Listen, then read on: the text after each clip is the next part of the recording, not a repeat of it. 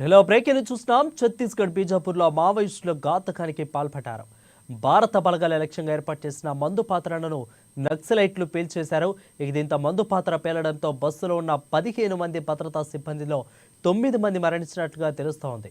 మరో 5 మందికి కూడా తీవ్ర గాయాలయ్యాయి. ఈ ఘటన అనంతపురం ఎస్పీ ఆరా తీశారు. అదేవిధంగా భద్రతా దళాలు పోలీసులు సంయుక్తంగా మావోయిస్టుల కోసం కూంబింగ్ నిర్వహిస్తున్నారు.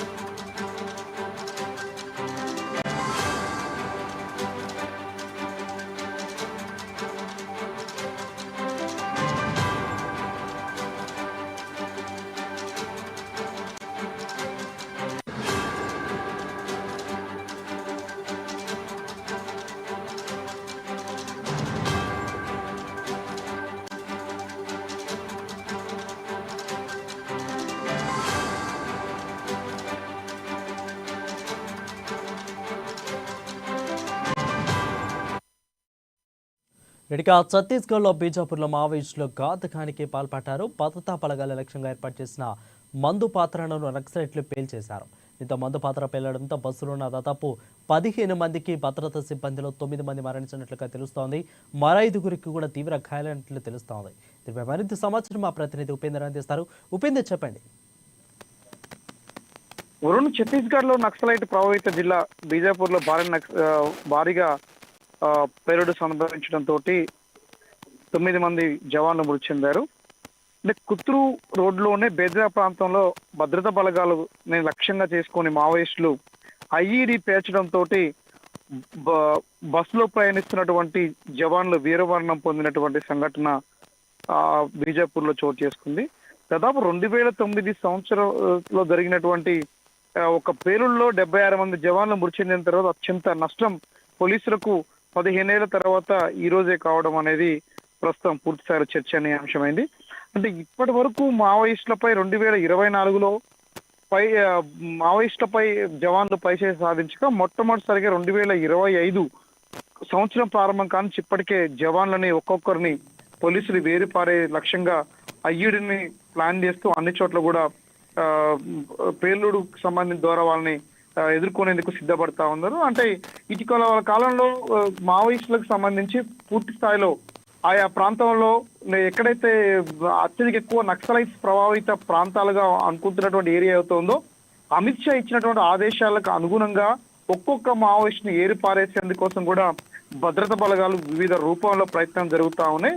టెక్నాలజీ కూడా ఆ రకంగా ఉపయోగిస్తూ ఉన్నారు. ప్రస్తుతం ఈ రోజు సంభవించినటువంటి పేలుడుకు సంబంధించి అత్యంత భయాందోళనకు గురి అయ్యే విధంగా పోలీసులు కూడా గుండెల్లో హడలెత్తే విధంగా మావోయిస్టులు పేలుడుతోటి పోలీసులు ఒక్కసారిగా ఉలిక్కిపడిన సంఘటన రైట్ ఉపేందర్, అయితే అసలు ప్రస్తుతానికి బీజాపూర్ లో ప్రస్తుత పరిస్థితి ఏ విధంగా ఉంది? దాదాపు 5గురు కూడా దీంట్లో తీవ్ర గాయాలతో ఉన్నట్లుగా తెలుస్తోంది. వాళ్ళ పరిస్థితి ఇప్పుడు ప్రెసెంట్ ఏ విధంగా ఉంది? ఎస్ వరుణ్, అక్కడ ప్రస్తుతం ఉన్నటువంటి ఛత్తీస్గఢ్ పరిస్థితికి సంబంధించి బీజాపూర్ ప్రాంతంలో జరిగినటువంటి సంఘటనతోటి పోలీసులు అక్కడ రెస్క్యూ ఆపరేషన్ ప్రారంభించారు.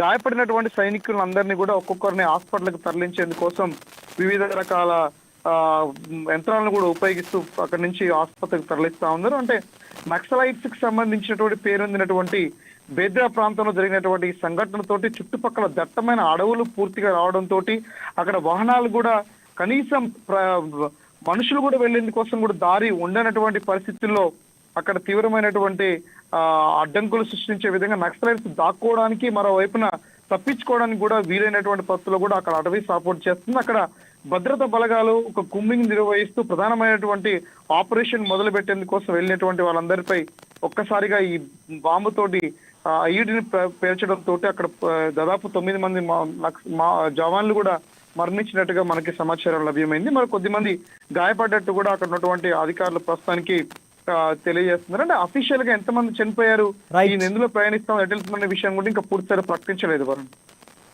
అసలు ఆ పేలిన ఆ ప్రాంతంలో సరిహద్దు ప్రాంతాలు ఏమన్నా క్లూస్ ఏమన్నా దొరికినాయా, లేదంటే బ్యానర్లు ఏమన్నా విలిసినాయా ఉపేందర్?